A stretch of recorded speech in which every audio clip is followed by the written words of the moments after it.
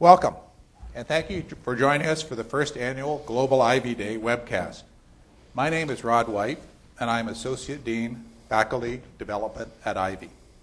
Dean Stevenson is on the road in both Winnipeg, and later this evening she will be in Calgary for the Ivey Day celebrations there, and sends her regards to everyone who is connecting with us today. To give you a bit of perspective, with us here in London, Ontario, we have both MBA and HBA students, as well as Ivey faculty and staff. I would like to send a special welcome to two groups we know are joining us online today, the members of the Ottawa chapter, and Arkady Kuhlman, Chair of the Ivey Advisory Board, and President and CEO of ING Direct USA, and his team who are joining us in the discussions this afternoon from Wilmington, Delaware.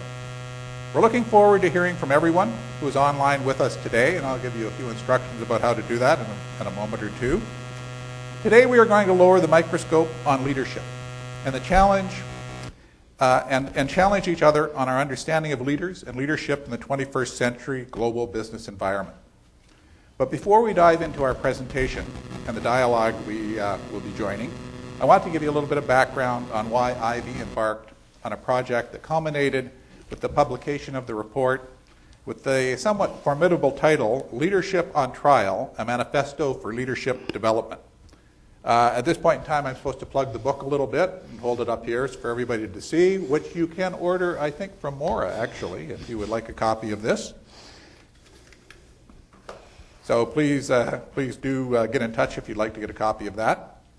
5 years ago, when Ivey introduced cross-enterprise leadership as part of its strategic renewal process, we recognized that the role of the leader, particularly the leader in large multinational corporations, was undergoing a dramatic change. Globalization and technological advances were creating new opportunities and challenges for both individuals and businesses.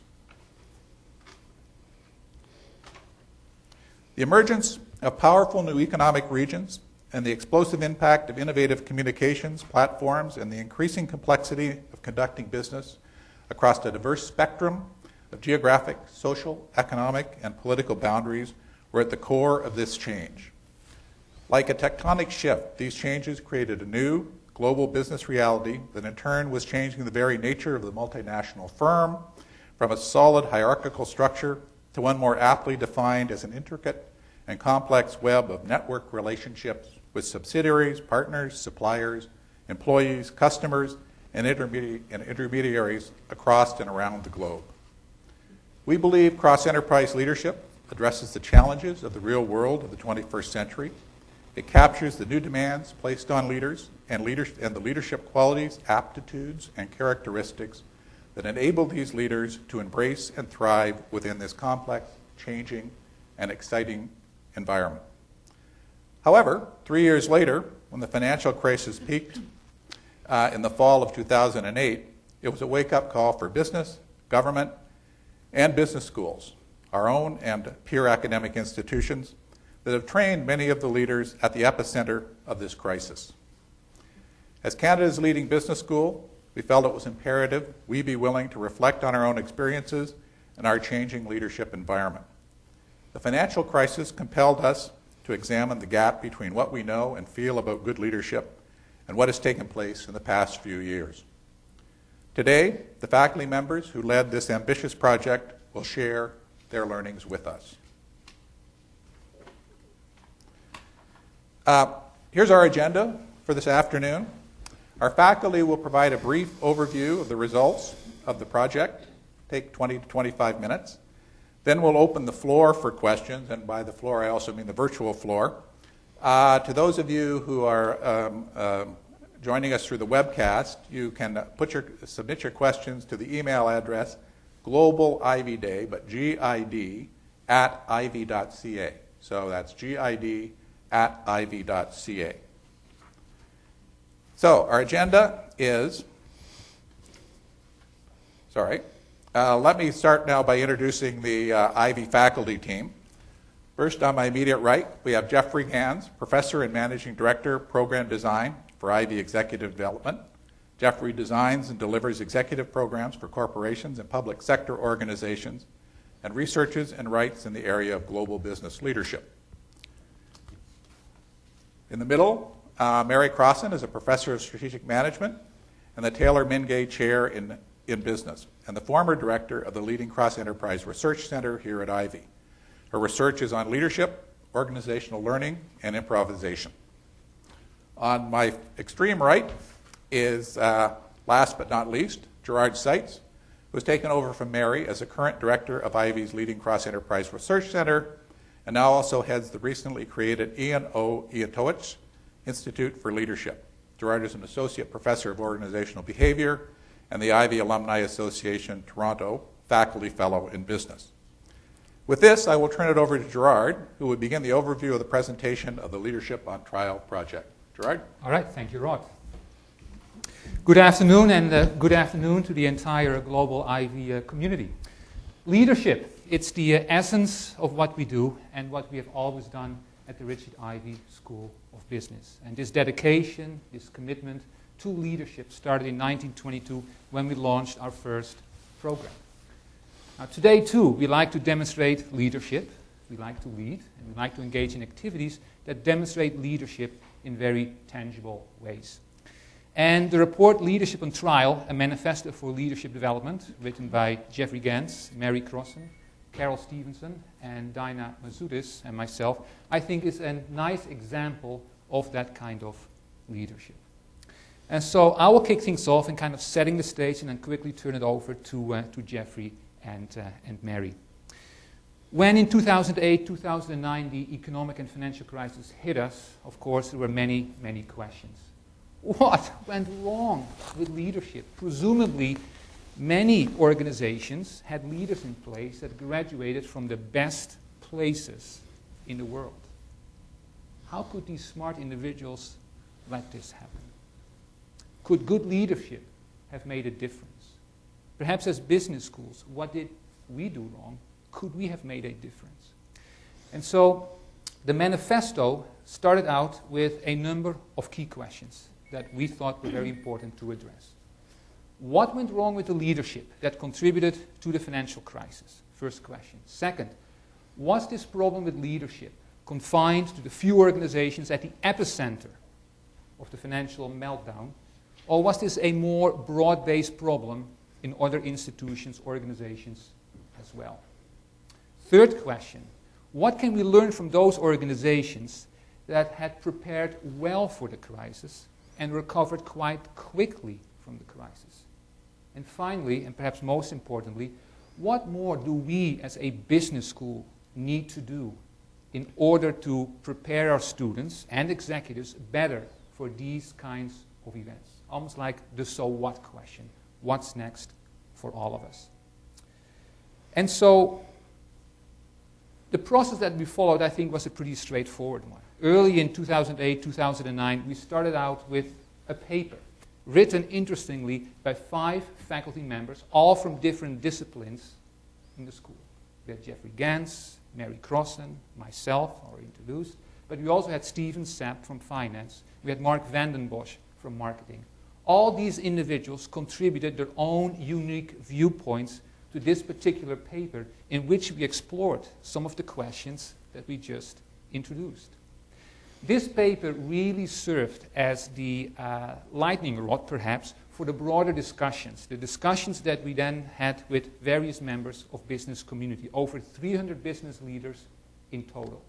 We went on the road in Canada, we went to Toronto, Calgary, Montreal, Vancouver, Ottawa, and other places, and engaged senior levels in these discussions.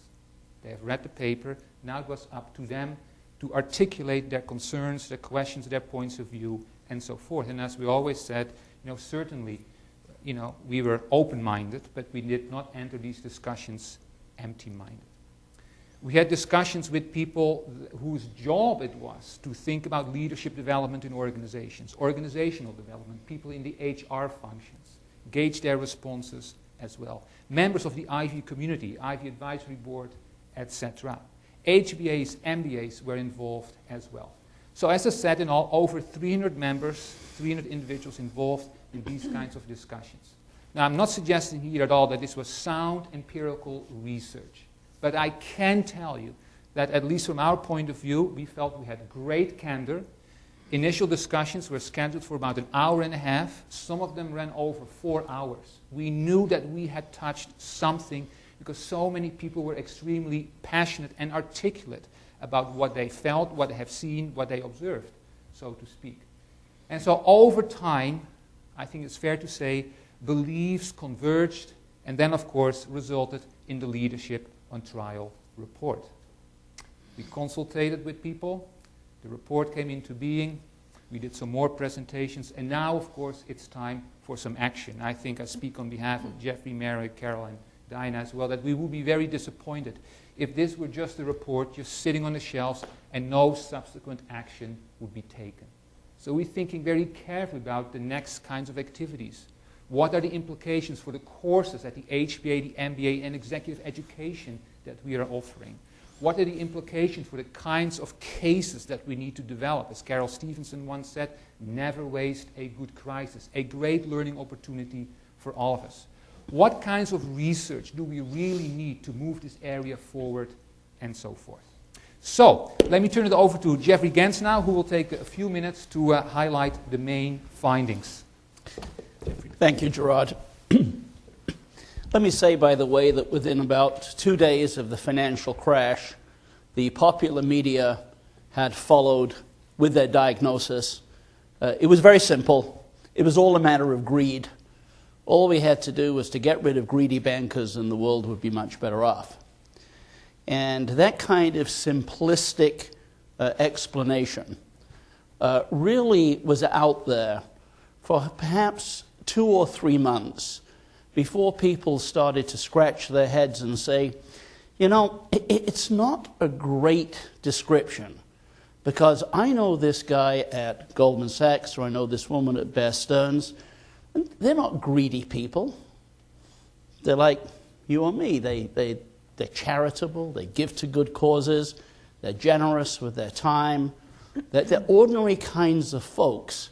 They don't have 2 horns and a tail and a colored green. So something was really quite wrong with the simplistic diagnostic of what had been going on here. And so we started to take a look systematically at what had happened. Now, what happened, I think, was really quite simple at kind of the macro level.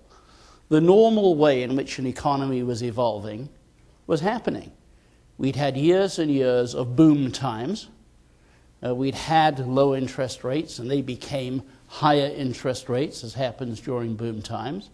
People had got themselves into a whole pile of debt, buying expensive houses and so on and so forth, and SUVs and whatever it is. And interest rates had started to go up. And when that happens, and it's always happened in history, things turn a little soft. People begin to question whether they should be spending as much, so they start to come back. And the economy had started to slip into a recession. And that had happened in 2007. And that's normal economic cycles. What came in on top of that was a financial crisis. And the financial crisis was essentially caused, as an economist would talk about it, because of the collapse of liquidity in the global banking system. Put very, very simply, a huge amount of debt had been piled up, and there wasn't the money around to guarantee or pay for that debt. And so what we had was a soft economy going into recession, then a liquidity crisis, and that produced an economic crisis from which we're still recovering. Now, was this predictable or not? And there'll be arguments about this for many, many years. Our conclusion was that the economic crisis part of this, so the economic recession, was totally predictable. The collapse of the global banking system in 48 hours was what we would call the black swan event. Highly unlikely to happen, but having enormous consequences when it did happen.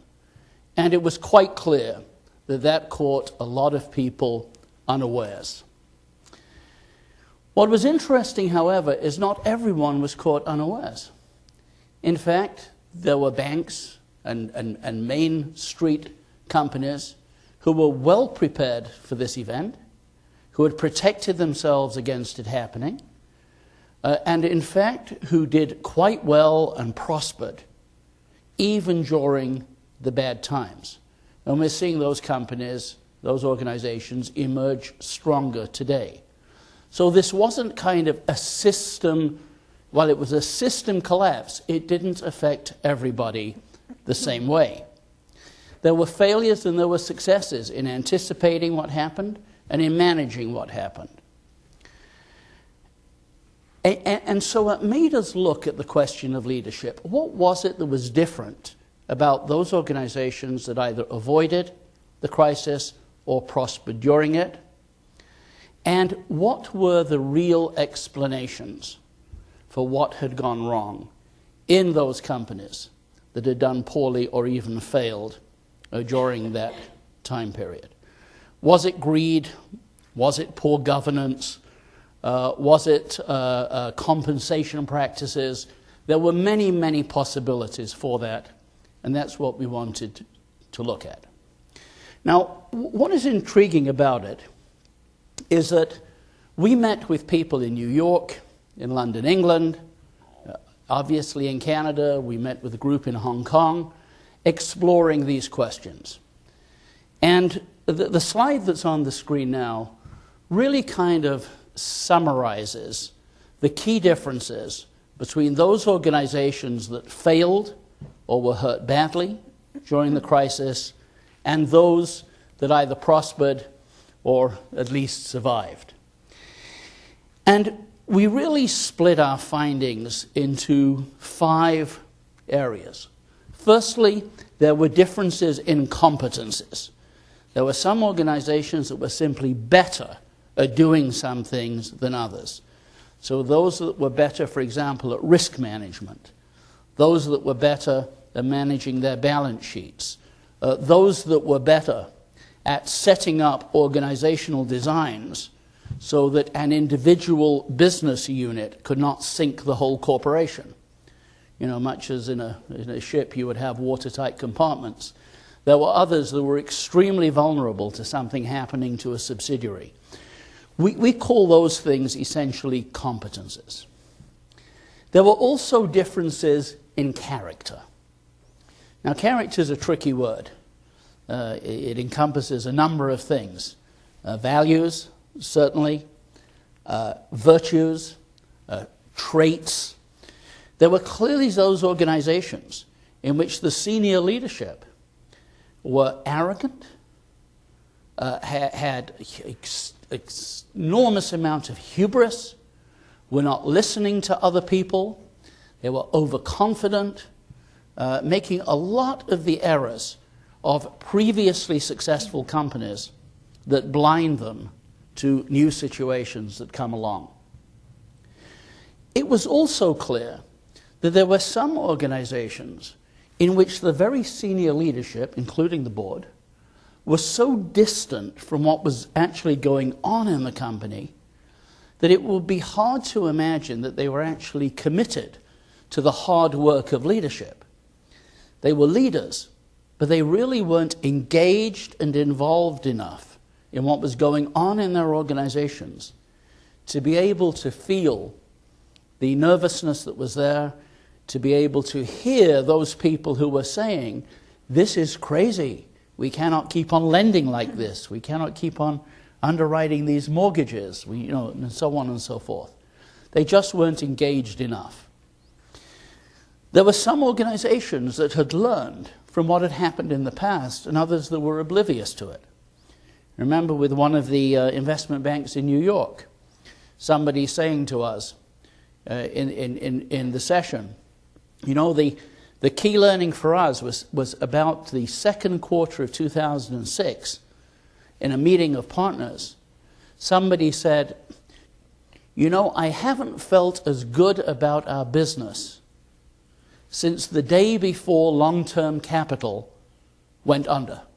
And Long-Term Capital was a financial institution that went under some 10 years previously, again from some problems in its fundamental business model. And that caused this particular organization 10 years later to say, we think we better have a good look at what we're doing. And when they looked, they didn't like what they saw, and so they started to move away from their business model. And finally, there were significant differences in governance, and particularly boards, who in some organizations were simply not involved sufficiently in understanding the kinds of risks those organizations were taking. When we look at that against a model of leadership, we can see various ways in which the folks in some of the organizations that failed or were damaged badly just weren't doing what good leaders ought to be doing. You know, a good leader has to understand her or his environment and how it's changing and be very alert to that. Some folks were asleep to that. Good leaders have to have winning strategies. And in many of these cases, their strategies weren't set well. You've got to execute brilliantly.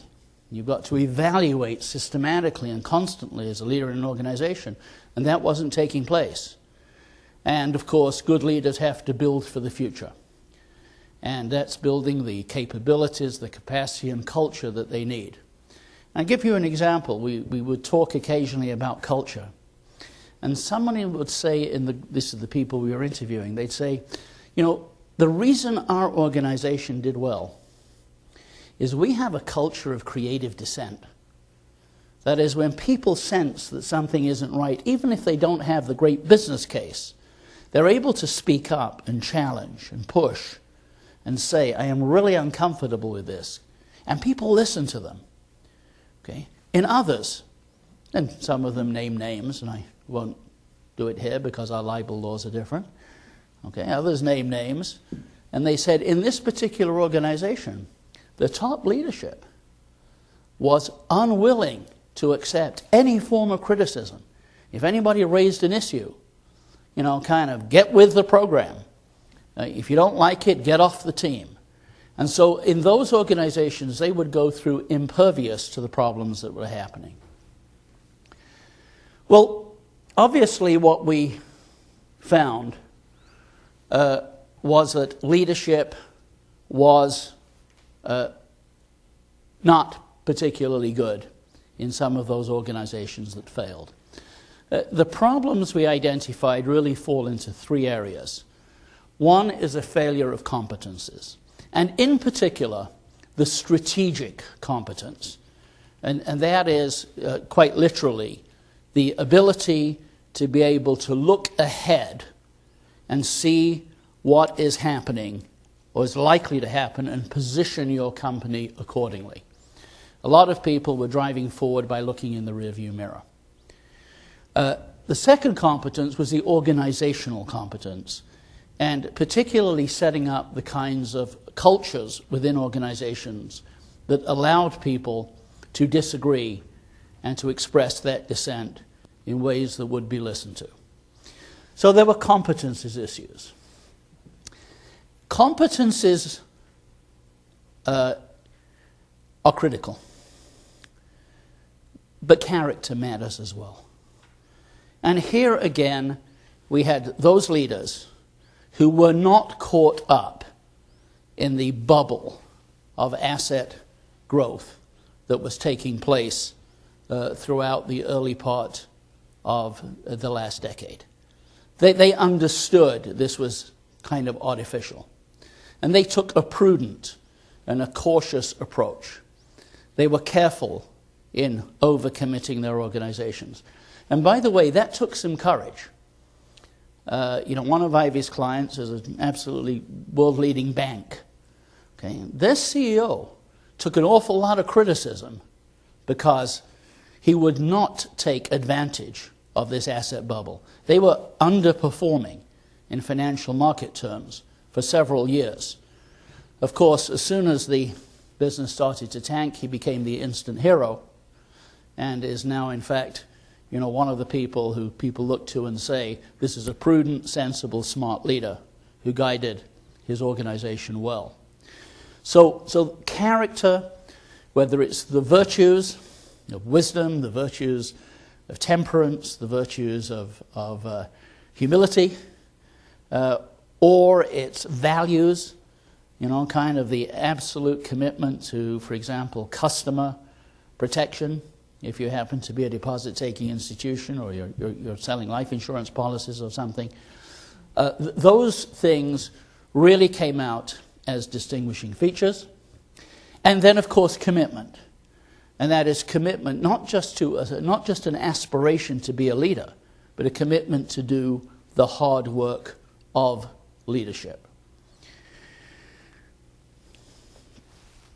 So if we talk about competences, we talk about character, we talk about commitment, we talk about those organizations that failed or were hurt badly, and those that succeeded or at least survived the problems out there, it raises an obvious question, which is, what do we need to do as a business school in order to work on this whole area of competences, commitment, and character? And for that, I'm going to turn over to Mary Crossan. We have a section in our book called Call to Action, and she'll review some of those highlights with you. Thanks, Jeffrey. Gerard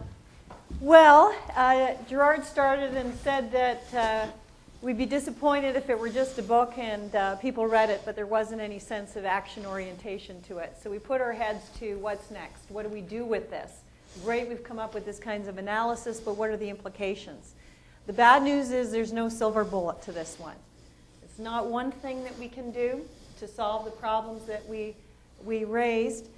And we came up with this, we actually wrote a paper, Dinah, Gerard, Jeffrey, and I, which was around teaching and developing character in business schools. And we started off with the proverb, it takes a village to raise a child. You know that one.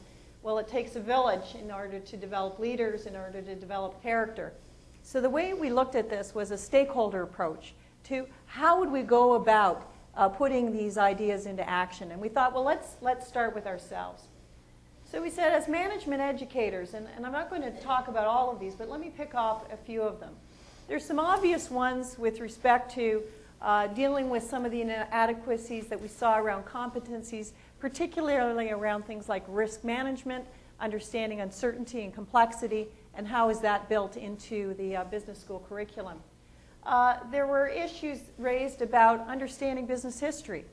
Many of the people that we spoke to really had not very long history around, well, how is it, this has really happened before? What kinds of things can we look to? What are the examples? And should we have seen this coming? So we looked at that and we said there's not a lot often in the case of business history in a lot of business schools, and that would be an area that we'd want to be thinking about shoring up. We looked at the notion that, surprisingly, these ideas of cognitive biases came up all over the place. Like, why is it? These are things that we teach in many business schools, yet they're not landing in practice. So what is it that we need to do in business schools to do a better job around the development of those particular areas? Clearly came out a notion about character development. It's a piece that, in many cases, we've assumed to be in place, but when we consider what we need to do around developing character, again, it runs throughout the entire work that we do in a business school, from the recruiting of students that we have, from what we do in the classroom, what happens in program activities around the classroom, and right through to what happens on the recruiting front. So it's something that we can really put some attention to and think about what we could do on the character side. Finally, I just want to touch on the notion of shareholder value, which has become sort of the mantra of a lot of business schools. And one of the things that became really clear from the analysis that we undertook was that, unfortunately, that sole focus on shareholder value in many cases shortchanges the really rich discussion that should happen in organizations around what are the kinds of issues that may be arising and having some fulsome approach to that. We said that in many cases we see this sort of character lobotomy that goes on in place where people just go, well, it's good for the shareholders, so let's just go with that particular decision. Well, it's not as simple as that. And I think as we talked about, dialing back on that notion of shareholder value as the only thing that organizations are achieving is something that we need to be thinking about. Business leaders. Thinking about being the real advocates of understanding the anticipatory leadership that Jeffrey described, being able to have that strategic leadership that looks out as to what's going on in the environment and understanding what needs to be done in organizations. But we also saw this issue around complacency and the notion that leaders really have to have that kind of sense of vigilance in their organizations as to what's going on, because in many cases the competencies exist, but the commitment isn't there to exercise those competencies. And so understanding how that complacency may occur in organizations such that business leaders are not exerting the kind of leadership they could is an important piece to look at. We talked about how business leaders can start to look at developing leadership profiles and profiles that go beyond competencies to also embrace notions of character and commitment on that. Organizational learning, something that's near and dear to my heart, surfaced as an important element of this. Failure of organizations around learning. And it was interesting for me, and something I've seen in the decades of work I've done in organizational learning, that most leaders really don't think about their job as being able, one, to foster learning in their organization. They think that's got to be for the HR folks. Yet there's a tremendous role that leaders play in making sure that they have capacity for organizational learning. Of course, a major role for folks involved in leadership development on the HR front. And we spoke the day after we launched these findings with senior HR executives. And the interesting piece is they get this. They understand the importance of character, competencies, and commitment. And really what they're looking for in most cases is the support of their organizations to have these as priorities in the organization, to align leadership profile, leadership development around these areas. So the great news is that those HR executives are right on board and are looking for mechanisms and support within the organization to move things forward. As Jeffrey talked about, a really important role for boards of directors to step up their game in terms of really understanding the risks that reside within the organization and put some attention to the organizational processes that may yield some of the dysfunction that we've talked about in organizations. So there's some significant work and an important role, oversight role, for boards of directors. Let me conclude with you folks who are the next generation leaders. Whether or not you've got senior leaders in the organization that are embracing this, or whether or not your HR folks have embraced these notions, individuals can get out there and start enacting the kinds of results that we surfaced. Competencies, I think everybody understands those. Anybody who's gone through a business school understands the kinds of competencies that we seek to develop. They tend not to be differentiating factors in the end for a lot of folks who've been through business programs. What we're finding is that the character and commitment pieces are truly differentiating factors. And those pieces are ones that we'd like to bring a lot more attention to. And so as leaders think about their own leadership profile and leadership development, begin to think about how it is that they might advance those areas as well. Taking a career path that allows some kind of risk, that allows some kind of stretch and opportunity for learning is a key component of character development. Character typically occurs and develops as a result of really challenging experiences. And so placing yourself in those kinds of experiences is really important. And finally, a key piece that we saw throughout this particular work was the notion of keeping your ego in check. Humility, that word, I don't know how many times that came up in the course of our discussions, that as successful as leaders are, if they have that capacity to stay humble in the process, they really can continue that opportunity to learn for themselves and for their organization. So there's plenty to work on, and some very exciting things, I think, in terms of the agenda. So I'll close now. I'll pass it over to Gerard to wrap things up. All right, thank you, Mary. And so, as I said earlier, it is a great time to be at the Ivey School and think and talk about leadership. And while Mary identified some high-level implications for the various audiences, we are actually in the process of doing a few things quite different. And I just want to give you a few examples of what is actually happening here at the Ivey School right now.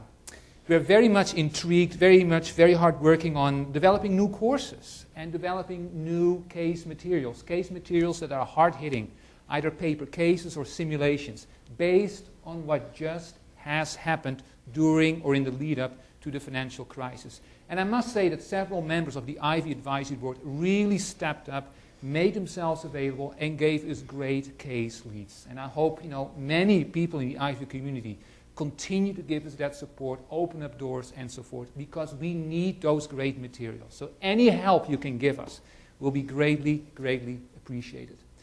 What Mary didn't tell you is that as a direct result of the Leadership on Trial report, is that we have now a specialized course, a very specific course, an elective around character development. So starting in January, she will be working with MBAs to really help them to conceptualize, to think about character and character development and the importance. Again, a direct result of the Leadership on Trial report. Clearly, a mandate of the school, mandate of the institute that we now have, is the plank or the component of research. And so, again, as a direct result of this work that we have just completed, we're in the process of writing empirical papers that we submit to leading journals in our fields. Right? If this were just a report and a few observations, again, that would be quite disappointing. And so, in addition, we're already looking at our next big project. One of the things I think that is of great interest to all of us is the notion on learning to lead. And again, where would character fit in all of this? So that might be a next big bet. It's about disseminating the results. I really cherish the opportunity to talk to you and to talk to other audiences. We want to make an impact, not just to the Ivey community. This, quite frankly, is too important to keep to ourselves. My colleagues and I have been talking to various audiences, and hopefully we can continue to do this. These ideas are great, but we need some traction on what it is that we found, what we believe, and so forth. So a shameless plug to Global Ivey Day. If you want us to talk about certain audiences, let us know. We'll be delighted to do this. All right? I think it's very important to organize additional conferences, meetings, where we really focus on key leadership-related issues. We've been quite visible, I think, with the ING Leadership Center in Toronto, right? The ID forums, where practitioners, where scholars, where people just have a keen interest in leadership come together for a morning and we just talk. And so November 11th, we have a session around virtuous leadership. Should be very interesting. And finally, we really want to kick it up a notch here at the school to really expose our students, our HBAs, our MBAs, our EMBAs, to expose them to great, great examples of leaders, even if those individuals are maybe somewhat unconventional. Very important. Now, all of these are perhaps modest ideas. I don't think they are, but you might say, well, that's what we've been doing in the past. It is absolutely essential that we get some punch on this. And so, quite frankly, September 21st of 2010 was a great day for the Ivey Business School. Because one of the alumni, Ian O. Inatovic, stood up and gave this fantastic donation. And so we moved from a center to an institute, the Ian O. Institute for Leadership. This will give us the punch. This will give us an opportunity to make a real impact on the practice of business leadership and the development of the next generation of business leaders. We need your support. We'll certainly continue with the good work resulted from the Leadership on Trial. But as Mary said, it takes a village. We cannot wish that things will be different tomorrow. We have an ambitious agenda. And so with that, I will turn it over to Maura, who will be our moderator. Maura. Okay. Thanks, Mary and Jeffrey and Gerard. We have about 80 locations from as far away as Iran. We got the U.S., we got Asia, we've got Canada. We know there's a whole bunch of people at ING. So please send your questions into Global Ivey Day. That's GID @ivey.ca. So we're going to, we're waiting for your questions to come in, and we've got a couple right now, so we're just I'm going to start off with one, just saying what most surprised you If one of you could answer that in all those sessions you did last year. I think the most amazing thing was how quickly people moved on to the issue of character. And they didn't really want to talk a great deal about competences. They really wanted to talk about character, and frankly, they wouldn't let it go. And so in some of those, particularly the sessions that went overtime, it was essentially talking about virtues, vices, traits, values. And that was in every location, just about in every session. I found that the most surprising thing. But sorry, go ahead. Well, as a character was certainly important, Jeffrey. But I sometimes was so confused and so blown away because this was really a very complex problem where we looked at, contributing factors at the organizational level, at the individual level, at the group level. And as I said, I think we did a great job by involving people from other disciplines. Because if you read the report, there's an awful lot of stuff in there. And you're absolutely right. We really had to take them away from character. And once they moved away from discussions around character, this became very complex. Yeah. And on the character piece, I think the interesting thing was the fact that people use character in so many different ways. And so there was a lot of work for us to do over the summer trying to figure out, well, what is this character piece? Because people sensed it. They knew when people seemed to have it or they didn't, but they really didn't know how to describe that.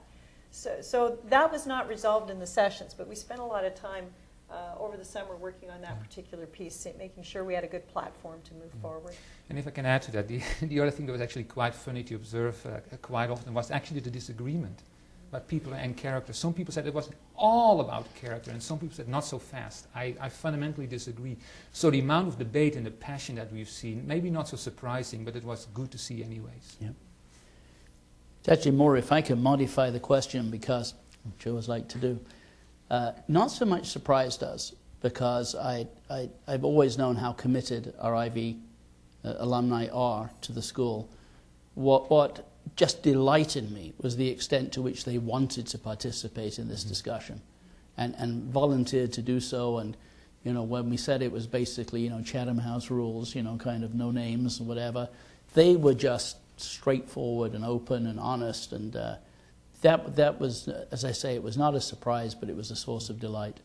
In addition, they opened doors for to us, right? People. They brought very senior people from the friends or from other organizations into the discussion. So it was actually much more than just Ivey alumni. Yeah. Thanks. I'm going to flip over here because our email isn't coming through, but I know there's some questions. So, okay, this is from Arkady at ING. If it takes a village to develop a leader, how best can this be organized in a business school or in a business? Second, can this be tested in some way? Any thoughts here? Well, it's interesting. Arkady, we actually were talking about this just before we started today. We were talking about next steps and the fact that it's really important to have measurement around this, that we need to be able to develop programs that organizations can use to be able to say, well, great, these are good ideas, but how am I going to measure this now?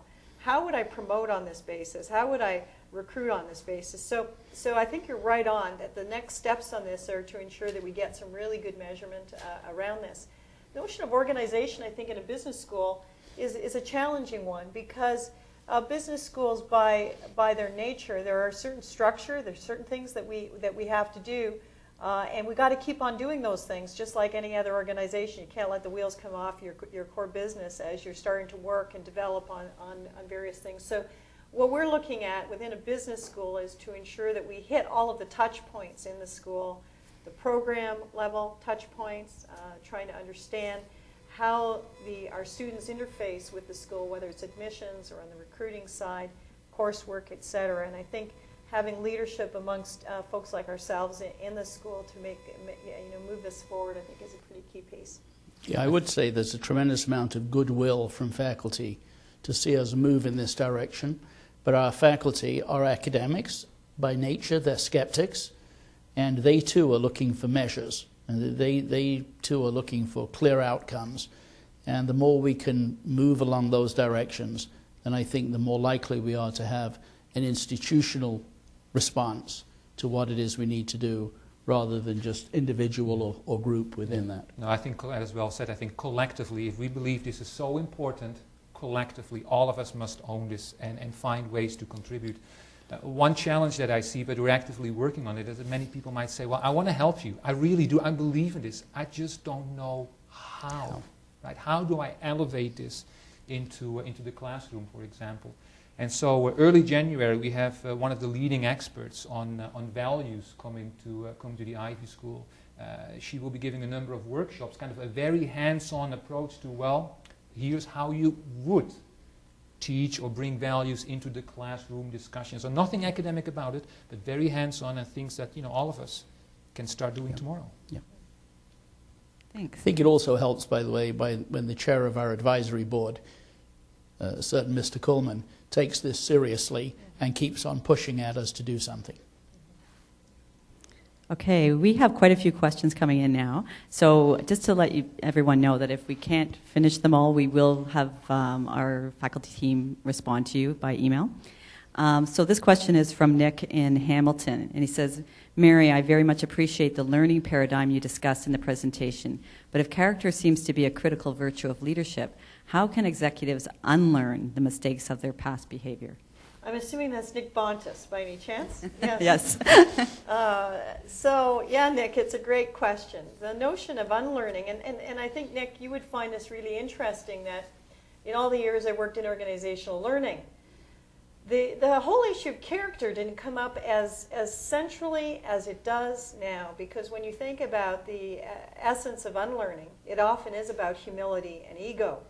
It's about what happens when your views of the world are so entrenched that you don't have any capacity to learn or replace, and that's what the unlearning piece is, replace those old views of the world with ones that are new.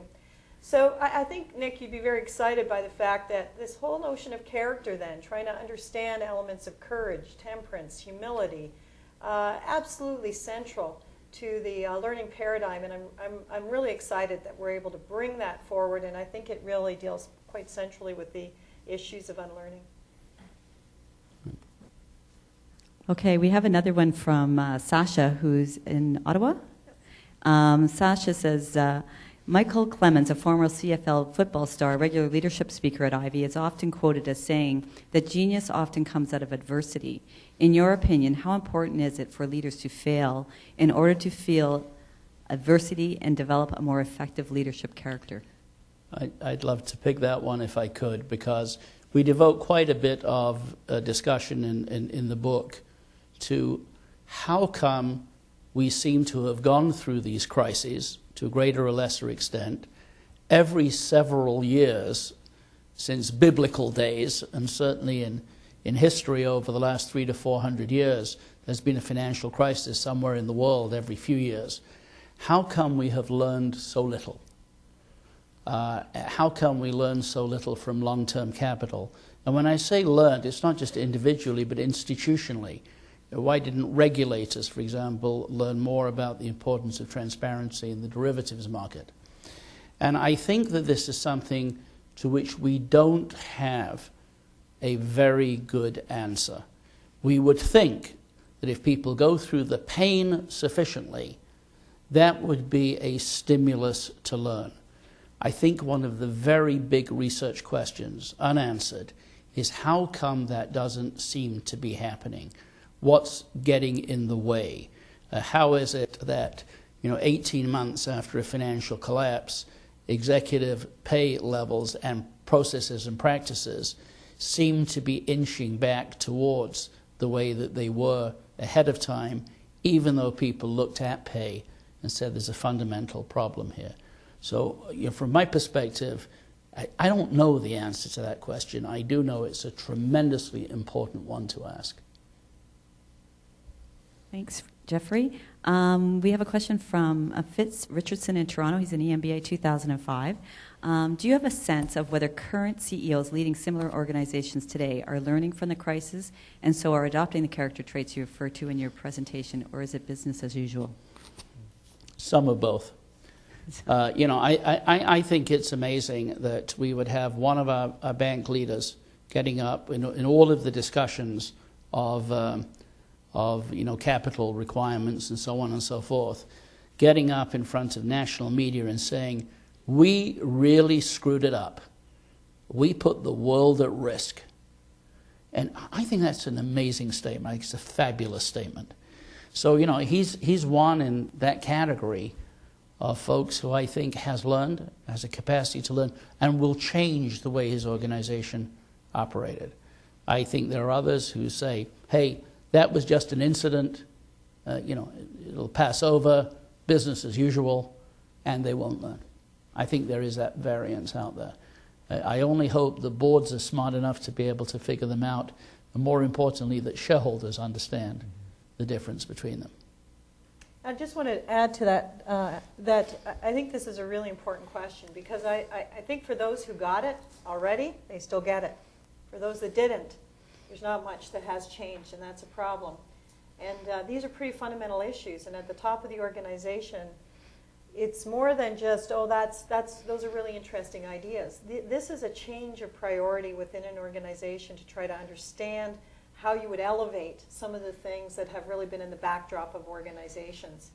And that is a rewiring of the individual leaders and of their organizations. A significant task, and it does worry me that those who never got it in the first place are not necessarily in a position to kind of move that forward. Yeah, maybe that goes back to the previous question, because you actually might get it if you were a victim of this, where firsthand you were hurt in some significant way, as opposed to a bystander that was just, yeah, wow, look at those guys. You know, we probably it would never happen to us. These kind of these external attributions. It's like, you know, a significant disease. You know, you change your lifestyle sometimes. Well, this, of course, is the discussion about moral hazard. Mm-hmm. And so, in fact, if governments do bail out financial institutions, if they do, you know, kind of avoid the losses, you know, then what's to get them to learn the next time? And people, even those, and I'm certainly one of them who believes that government had to bail out the financial system, still worry enormously about the moral hazard that creates for the next time around. Okay. Our next question is from Vancouver. It's Sam Goodwill, and who I believe participated in our Vancouver session. Yes, thank you, Sam. Could you discuss the issue of simple common sense in the context of good judgment, and if this is really the piece of character that maybe best measures outcomes that are desirable? This characteristic of good judgment best describes to me what is needed in business. Can I pick that up? Because it was interesting. Gerard and I were meeting with firefighters the other day, where we were trying to understand in that paradigm. We're bringing our students in, and we're going to do some work with them on character development. And you know, you speak with the firefighters, and they've got what they call common sense about fighting a fire. Not so common to us, right? About how you would fight a fire, and what's the role of character, understanding courage, or prudence, or whatever that would be there to fight a fire. My worry about something like common sense is that some of the best leaders, it all seems to be common sense to them. Why wouldn't anybody get these issues of competency, character, and commitment? Problem is it's not so common.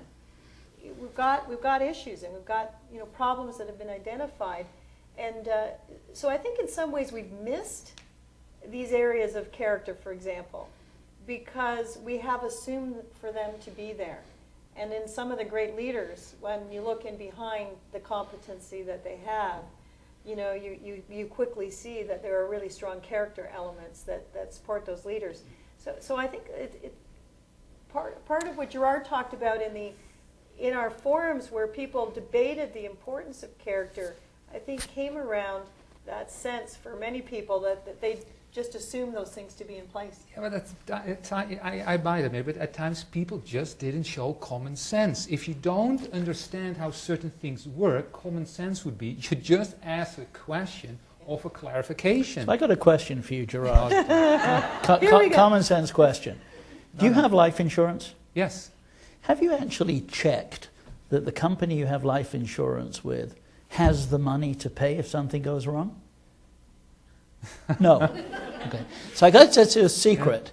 Underneath the rock is not a basement full of gold bars and cash to pay money. We assume that there is.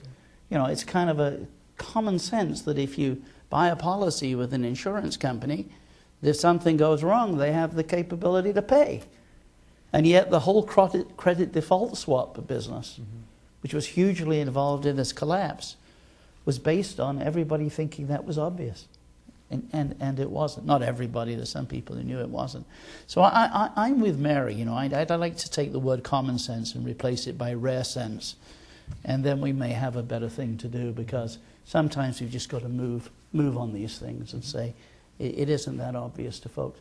About firefighters, I never knew, for example, that firefighters would actually set a fire occasionally to stop the fire expanding. You know, it's not common sense. It's something that happens to be in their business. And I think we have to do more of that at the business school, is perhaps, you know, pushing at this so-called common sense thing and having folks check on it.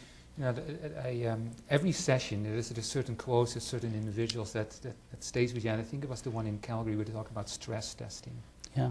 Remember, just throw you know, challenges and see how people respond under a significant threat, and hit them again and hit them again. I have to tell you, since 2008, the boards that I'm on, we are now stress testing our strategies a heck of a lot better than we did prior to 2008. Okay, we have another question from the Wilmington office of ING Direct. This is from Stephen Klee, who's an MBA 2002, and he asks, how do you believe diversity in society and in the corporate world can be leveraged to help the leadership cause? Well, I'll pick up on that one because it has a big piece around organizational learning, right? We know that diversity of backgrounds in every way, shape, and form leads to better quality decision making if it is employed. Now, the problem with diversity is that for many organizations, they don't have the capacity to manage the diversity that they have. And diversity not managed well can actually lead to huge disruption in an organization. So it's got this kind of paradoxical quality to it. It has the promise of having much better capacity for learning and decision making in organizations, and yet to be able to manage diversity well requires a lot of leadership. Yep. Thank you. By the way, there was an article written that said, if Lehman Brothers had been Lehman Sisters, the crisis would not have happened. I don't believe that for a moment. No comment. Okay, so this question is from Richard Cosley-Waite in Toronto. He asks, and this is in regards to Ivey in particular in education, how will the new emphasis on competency, character, and commitment affect student recruitment at Ivey? Or do we think it will? Well, we hope it will. What remains to be seen for us is that we've got to, that's not for the three of us in terms of working with the recruiting side. That's not been the nature of our jobs or what we've done. So we have to get into those kinds of aspects of what we do in the business school and ensure that there's good information about what we need to do and how we need to do it. Actually, one of the things we do question, know, because before we came here, right, in your office, we talked about competencies, character, commitment.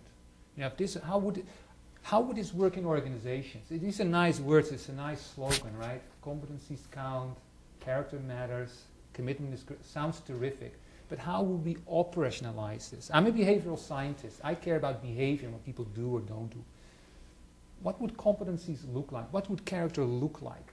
What would commitment look like? And how would we know we get the right kinds of people? I think a huge challenge on our part and organizations, right? If we start thinking about these profiles, operationalize it. Yeah. What would this look like? And then we can actually start using it and maybe look at the intake of students with particular traits, competencies, and so forth. but here's a punt. One of the things we do know from the research being done on Gen X, Gen Y, millennials, and so on and so forth, is that young people today have a higher sense of idealism than they have ever had since these measures have started to be made.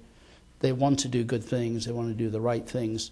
So my guess is, and it's a guess, if we positioned ourselves well on these dimensions, and by the way, this is not to back off on competences. Competences are enormously important.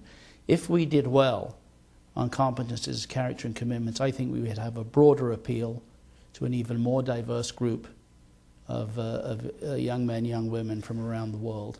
So I see this as a positive for recruitment. There's another piece, while idealism is on the rise, the other piece is narcissism is on the rise. And that is a really serious problem. As a psychological disorder, and one that is pretty prevalent in the next generation. It's one that can be confused very well with some of the kinds of qualities that we'd be looking at, people who are sort of fearless leaders, right?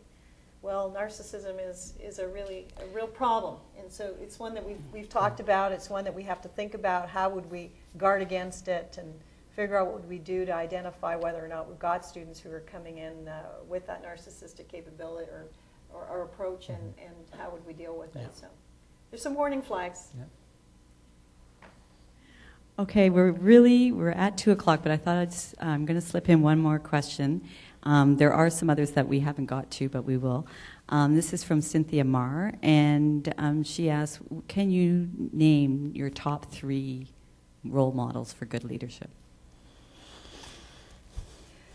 Well, we've talked about this before, and I think we've concluded that it's not something that we think is the appropriate thing to do, to be pointing to particular individuals around this. Everybody seems, you can point to a lot of different leaders and under a lot of different circumstances who exhibit really great qualities, and we certainly see it amongst a lot of our Ivey grads and those that are operated in the forms that we've operated. But we've really debated this point, because of course we point to different individuals, but on the other hand, we're not sure that it's particularly productive, and that there's all these books written about pointing to this individual or that individual. Well, these people fall off the pinnacle that we've put them on. I'm not sure that that's really the productive and appropriate way to go. Great in competencies, low in character. Let me give you a process response to what I know is a content question. Firstly, I think the more experienced and older you get as a leader, the more you realize that the search for the perfect leader is a bad way to go. Very seldom do you find perfection. You always find flaws. Secondly, and the real process issue here is, I'm impressed by an executive who I interviewed recently who said, I've learned from great leaders I've worked for. I've learned from rotten leaders that I've worked for. And the only thing that's important is I retain the capacity to learn from both. And that, I think, is the appropriate thing. And so, it's very individual, but it's a constant learning process. Learning is leading, and leading is learning. And I think those two things are inseparable. Thanks, Jeffrey. All right, I think that we're at the end of our time. Did you have any closing comments? Is there anything that you would like to say before we shut off and let people go back to their work days and their global Ivey events, which I'm sure everybody's participating in all over the world today? So, anything else? Just have a great time at your local events and renew acquaintances, and remember you are a part of our learning community on an ongoing basis. Thanks so much.